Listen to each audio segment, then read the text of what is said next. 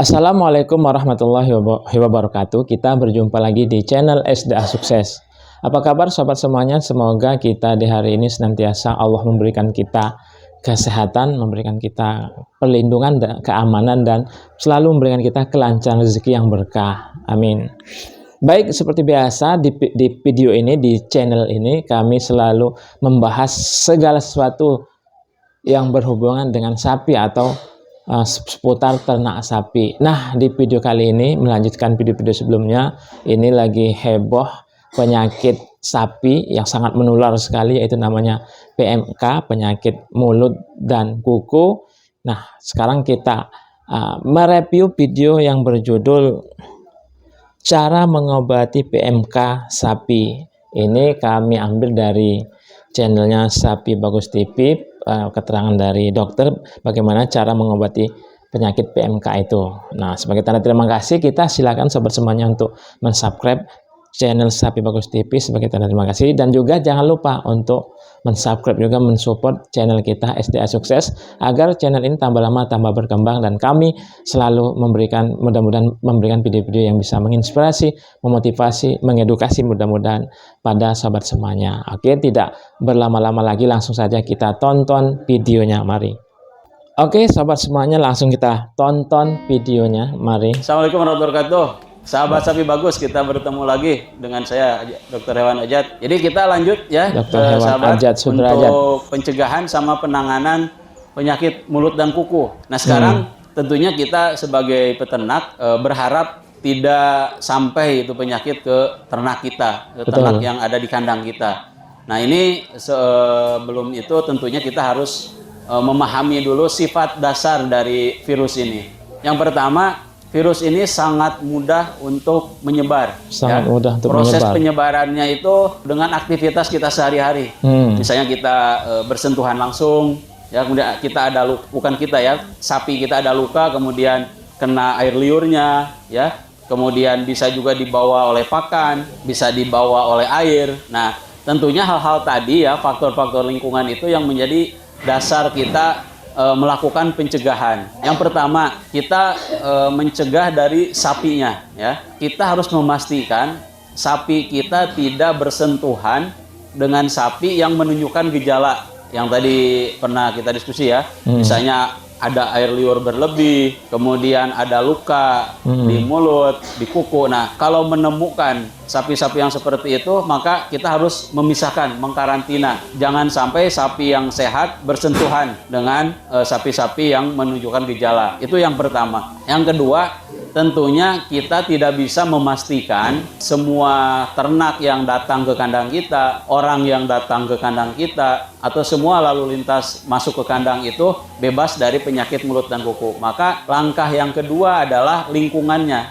Lingkungannya apa? Mulai dari kandang, ya, kandangnya kita pastikan selalu bersih. Nah, setelah bersih, kita harus melakukan namanya desinfeksi, melakukan sanitasi total. Jadi kita semprot seluruh kandang dengan desinfektan yang tentunya bisa membunuh virus dari mulut dan kuku ini, ya. Jadi kita harus melakukan desinfeksi secara rutin, ya, itu yang paling pertama. Yang kedua, orang yang masuk dan keluar dari kandang kita sebelum masuk kandang harus melakukan desinfeksi juga. Misalnya dia pakai sepatu bot. Nah, sebelum masuk kandang, sepatu botnya harus dicelupkan dulu di desinfektan, ya. Sama seperti kita masuk ke kandang ayam. Nah, sekarang ini kita terapkan di kandang kita. Itu yang kedua. Yang ketiga, orang yang masuk, ya, orang yang masuk bukan anak kandang atau orang luar, pastikan itu bersih. Ya, atau kita kalau di luar negeri masuk kandang itu pasti akan ada pertanyaan, Bapak dari kandang nggak? Gitu.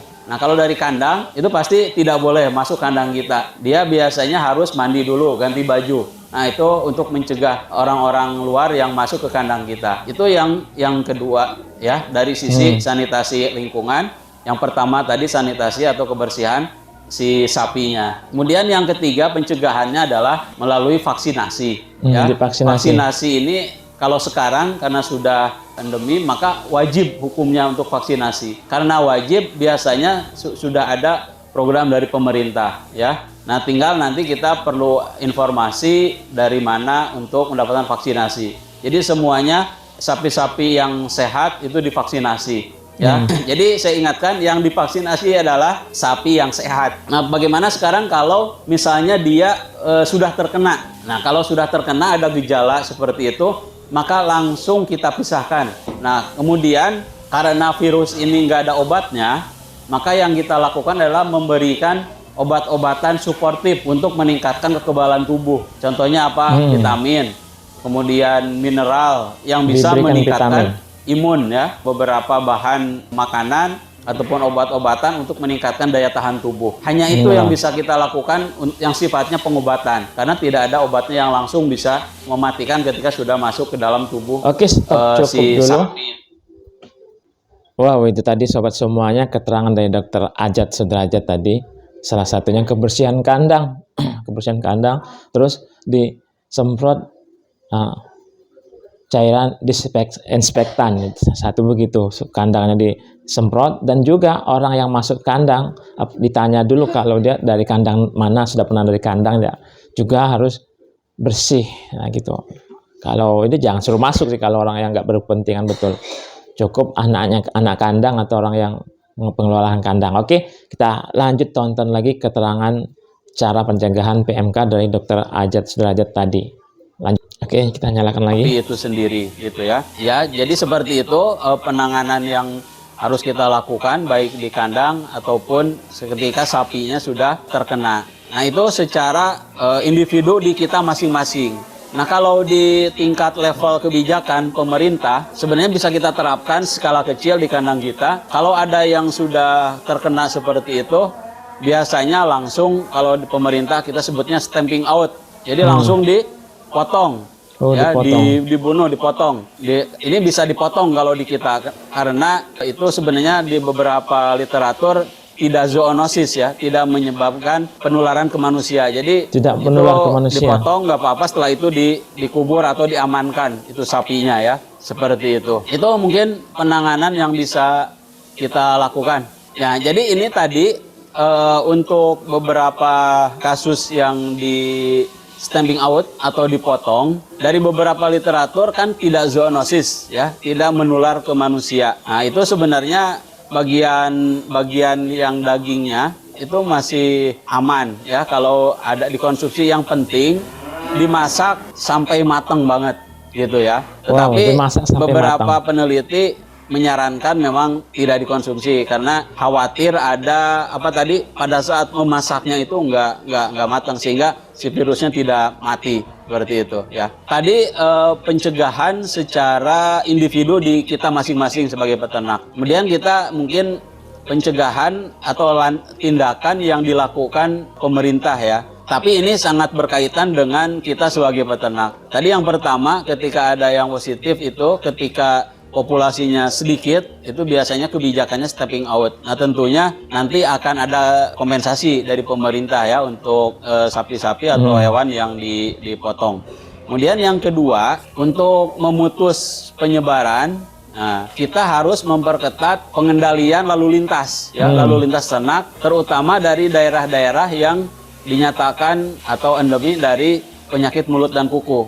Kalau sekarang berarti misalnya dari Jawa Timur, kita tidak disarankan untuk mendatangkan ternak, baik beli ataupun misalnya dari kandang kita yang ada di Jawa Timur untuk kita bawa ke luar Jawa Timur, Jawa Tengah atau Jawa Barat. Dan ini pasti setiap dinas yang membidangi peternakan akan memperketat lalu lintas ya di perbatasan-perbatasan. Jadi kita tidak menyarankan untuk lalu lintas ternak dari daerah yang endemi. Tapi kalau daerah yang di situ masih bebas, itu masih bisa ya. Misalnya sekarang kita Jawa Barat, ambil dari Jawa Tengah atau dari Banten, itu masih bisa, masih aman ya. Sejauh kita tidak menemukan gejala-gejala dari penyakit mulut dan kuku ini ya. Tapi kalau dari Aceh, dari Jawa Timur, sementara kita tidak menyarankan seperti itu ya. Untuk sahabat sapi bagus yang membutuhkan itu tadi sobat semuanya, mudah-mudahan dari video ini bisa menambah wawasan bagi kita sebagai peternak sapi. Mudah-mudahan juga sapi kita atau sapi-sapi peternak sekalian tidak terkena penyakit PMK ini. Amin. Seperti biasa, yang baru berkunjung ke channel ini, yang belum menekan tombol subscribe, silahkan untuk menekan tombol subscribe. Dilanjut tekan lonceng, like video ini bila Anda suka, dislike bila tidak suka, dan share ke sosial media sobat semuanya. Apabila di sini ada salah-salah kata, kami mohon maaf yang sebesar-besarnya. Dan kami akhiri, wassalamualaikum warahmatullahi wabarakatuh. Bye-bye.